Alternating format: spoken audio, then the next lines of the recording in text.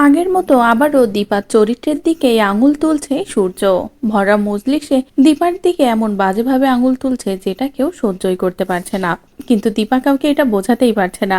সূর্য যেটা ভাবছে সেটা পুরোটাই ভুল ভাবছে। বাকি সকলেও সূর্যকে বোঝানোর চেষ্টা করলে সূর্য কাউকেই মানে না। সূর্য সমানে বাড়াবাড়ি করতেই থাকে, যেটা দেখে সকলে কি করবে ভেবেই পায় না। অন্যদিকে থাকে দীপার বাবা। দীপার বাবা ভীষণ কষ্ট পায় যে নিজের মেয়ের কপালে কি সুখটা কখনোই হবে না, কোনোভাবেই হবে না। শুধুমাত্র দীপা সুখে থাকবে বলেই সূর্যকে বেছে নিয়েছিল, যে কিনা দীপাকে আগলে রাখবে। কিন্তু সবটাই আজ উলটপালট হয়ে গেল। প্রত্যেকটা মুহূর্ত একটা লড়াই লড়তে হয় দীপার। আর এগুলো দেখে সহ্য করতে না পেরে দীপার বাবা বলে অনেক হয়েছে, এবার যা করার আমারই করতে হবে বলেই নিজেই চলে যায় হসপিটালে। সেখানে গিয়ে সূর্যের রিপোর্ট খোঁজ করা শুরু করে।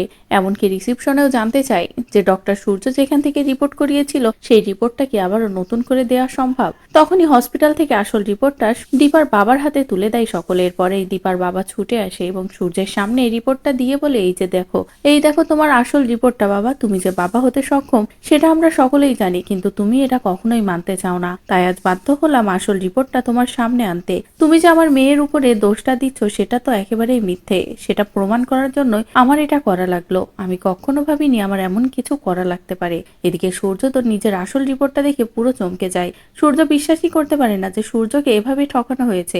সূর্যের জীবনটা নিয়ে এভাবে সিনিমিনি খেলেছে, এমনটা ভেবে সূর্য নিজেই অনেক কষ্ট পায়। তো বন্ধুরা, এবার যদি দীপার বাবা সব সীমা পেরিয়ে এমন কঠিন একটা সিদ্ধান্ত নেয়, নিয়ে সূর্যের সামনে আসল রিপোর্ট এনে সবটা প্রমাণ করে দেয়, তাহলে সেটা দেখতে তোমাদের কেমন লাগবে কমেন্ট করে জানাও। পরবর্তী আপডেট পেতে চ্যানেলটি সাবস্ক্রাইব করো।